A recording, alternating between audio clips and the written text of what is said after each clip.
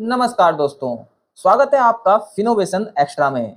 चलिए नजर डालते हैं 3 जुलाई की टॉप बिजनेस न्यूज पर, जिसमें सबसे पहली खबर है एप्पल से जुड़ी हुई। खबर ये है कि चाइना का जो स्टाफ इंडिया में फॉक्सकॉन, जो कि एप्पल का एक पार्टनर है, वहां पर जो भी चाइना का स्टाफ काम कर रहा है, चाइना उस स्टाफ को वापस बुला रहा है। फॉक्सकॉन में 300 चाइनीज इंजीनियर्स वर्क करते हैं और चाइना का जो इनको वापस बुलाने का रीजन है वो तो फिलहाल अभी अनक्लियर है। लेकिन देखिए, सभी जानते हैं कि इसके पीछे का जो इंटेंशन है चाइना का वो क्या है। चाइना नहीं चाहता कि उसके जो मैन्युफैक्चरर्स हैं, जो पहले वहां मैन्युफैक्चरिंग करते थे जैसे कि एप्पल, वो अब शिफ्ट हो भारत में। इस वजह से चाइना उन चीजों का एक्सपोर्ट भी रोक रहा है जो इंडिया में मैन्युफैक्चरिंग में हेल्प करते हैं। फिलहाल जो चाइनीज स्टाफ था वो फॉक्सकॉन की जो ये फैक्ट्री थी वहां पर इंडियन जो वर्कर्स थे उनको ट्रेन करता था। तो देखिए, अब जब चाइना ने ये डिसीजन ले लिया है उनको वापस बुलाने का, तो इससे आईफोन का जो प्रोडक्शन है उसकी जो स्पीड है वो स्लो डाउन होना तो तय है। इसके अलावा जो आईफोन है हो सकता है वो थोड़ा एक्सपेंसिव भी हो जाए, बट देखिए क्वालिटी में कोई फर्क आएगा ऐसी उम्मीद बिल्कुल नहीं है। आपको बता दूं कि टोटल जो मैन्युफैक्चर होते हैं उसका जो 20% है वो इंडिया में मैन्युफैक्चर हो रहा है करंटली।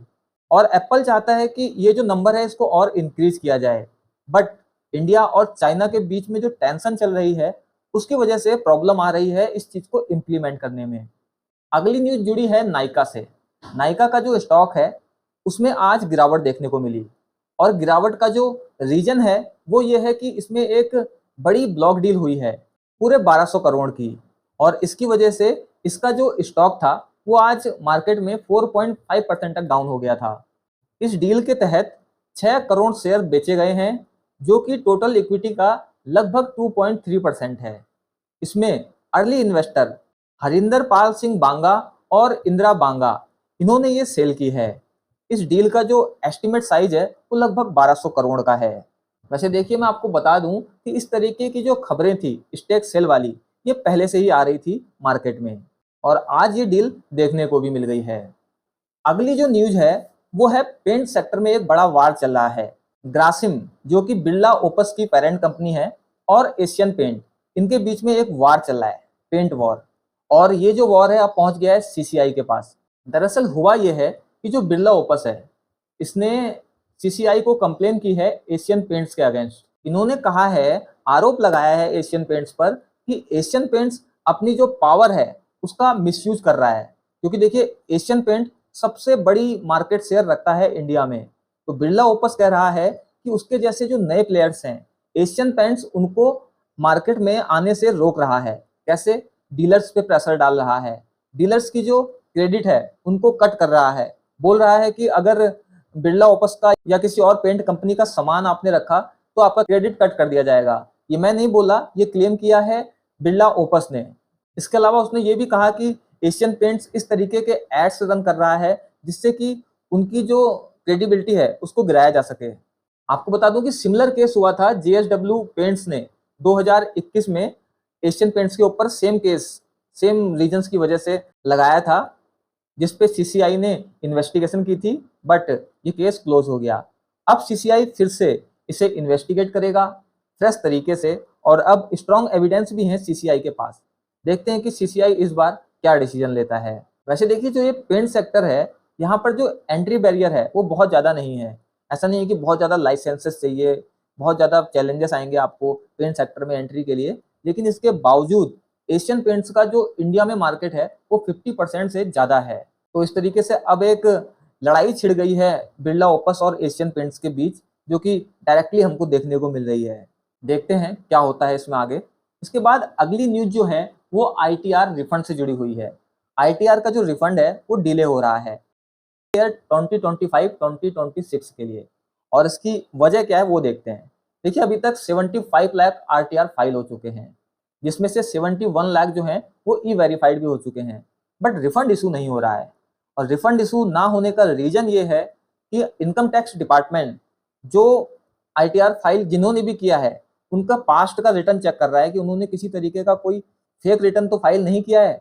इसके अलावा उसके पास इस बार के भी जितने भी आईटीआर फाइल्स आई हैं, आईटीआर एप्लीकेशन आई हैं, उनको चेक कर रहा है, और उसका कहना है कि उसके बाद ही डिपार्टमेंट रिफंड को प्रोसीड करेगा। और ये सब जो है ये किया जा रहा है जो फेक रिफंड क्लेम्स होते हैं उसको रोकने के लिए। लेकिन प्रॉब्लम ये हो रही है कि इसकी वजह से जो ऑनेस्ट टैक्स पेयर हैं उनको भी डिले देखने को मिल रहा है। इसके अलावा देखिए, पहले जो इनकी वेबसाइट थी वहां पर शो कर रहा था कि आपका जो ITR है वो प्रोसीड कर दिया गया है, बट अभी वो डेटा भी हटा दिया गया है, जिससे कि और कंफ्यूजन बढ़ रहा है। बट देखिए, यहाँ पर पैनिक करने की कोई ज़रूरत नहीं है। अगर आपने पास्ट में किसी भी तरीके का फेक रिटर्न फाइल नहीं किया है तो आपको आपका रिटर्न मिल जाएगा, बट हो सकता है कि थोड़ा बहुत लेट हो जाए। वैसे आपको बता दूं कि जो ITR फाइल करने की डेडलाइन है वो 15 सितंबर 2025 है, जो कि पहले 31 जुलाई थी और फिर इसको एक्सटेंड कर दिया गया था। अगली खबर जिरोधा के CEO नितिन कामत से जुड़ी हुई है। दरअसल बात यह है कि जियो और ब्लैक रॉक को अभी इनकी जो पार्टनरशिप है, जॉइंट वेंचर है, उसको स्टॉक ब्रोकिंग लाइसेंस मिला है, जिसकी अभी बहुत ज़्यादा खबरें चल रही हैं इंडियन फाइनेंस स्पेस में। लेकिन अब नितिन कामत जो कि जिरोधा के CEO हैं, उन्होंने कहा है कि ये एक अच्छी खबर है, इससे क्या होगा कि और ज़्यादा लोग मार्केट में आएंगे। बट उन्होंने एक कंसर्न भी उठाया है। उन्होंने कहा है कि जो नए लोग मार्केट में आएंगे, क्या उनके पास इनफ पैसा है इन्वेस्ट करने के लिए सही तरीके से। मतलब उनका क्वेश्चन यही है कि नए प्लेयर्स, बड़े प्लेयर्स जो आ रहे हैं स्टॉक ब्रोकिंग इंडस्ट्री में, क्या इससे मीनिंगफुल इन्वेस्टर्स आएंगे। नितिन कामत ने यह भी कहा है कि जिरोधा देखिए नंबर्स और ग्रोथ के पीछे नहीं भाग रहा है। जिरोधा चाहता है कि वो अपने कस्टमर्स को लॉन्ग टर्म बेनिफिट दे सके, भले ही वो लोग ट्रेड कम करें बट उनको लॉन्ग टर्म में बेनिफिट हो। और एक बात उन्होंने और कही है, उन्होंने कहा है कि देखिए जो स्टॉक ब्रोकिंग इंडस्ट्री है, यहाँ पर जो कंपटीशन होगा वो न्यू एज फाउंडर से ज़्यादा होगा, ना कि ट्रेडिशनल प्लेयर से। अगली जो न्यूज है वो माइक्रोसॉफ्ट से जुड़ी हुई है। माइक्रोसॉफ्ट ने 9,000 एम्प्लॉयज़ को सेकेंड राउंड में अपने ले ऑफ के निकाल दिया है, और ये जो उनकी ग्लोबल वर्कफोर्स है उसका 4% है। और मैं आपको बता दूं कि ये उनका सेकेंड बड़ा ले ऑफ राउंड है रिसेंट मंथ की बात करें तो, क्योंकि अभी कुछ महीने पहले ही मई में उन्होंने 6,000 जॉब्स कटिंग करी थी। और इससे जो टीम इफेक्ट होगी माइक्रोसॉफ्ट की, वो सेल्स की होगी, एक्सबॉक्स की होगी, और ग्लोबल डिविजन्स में इसका असर देखने को मिलेगा। एक्सबॉक्स में बता दूं, ये माइक्रोसॉफ्ट की एक वीडियो गेम टाइप की सर्विस है। माइक्रोसॉफ्ट का कहना है कि ये जो चेंजेस किए जा रहे हैं, ले ऑफ की जा रही है, ये इसलिए की जा रही है कि वो तेजी से जो मार्केट चेंज हो रही है, ऐसी मार्केट में वो बने रहें। इसलिए आपको बता दूं कि 2025 से 3 बार माइक्रोसॉफ्ट ले ऑफ कर चुका है, और ये ले ऑफ इसलिए किया जा रहा है ताकि AI में इन्वेस्टमेंट किया जा सके। तो देखिए, आज की वीडियो में इतना ही। फिलहाल हमने number of news come he cover की हैं, बट जैसे जैसे हम इस वीडियो सीरीज को आगे बढ़ाएंगे हम और भी न्यूज़ कवर करेंगे। तो रिक्वेस्ट है आपसे कि फिनोवेशन एक्स्ट्रा को सब्सक्राइब कर लीजिएगा, ताकि फाइनेंस से रिलेटेड जो भी अपडेट्स होती हैं वो आपको रेगुलर मिलती रहे। तो आज की वीडियो में इतना ही। जल्द मिलते हैं एक और नई वीडियो के साथ।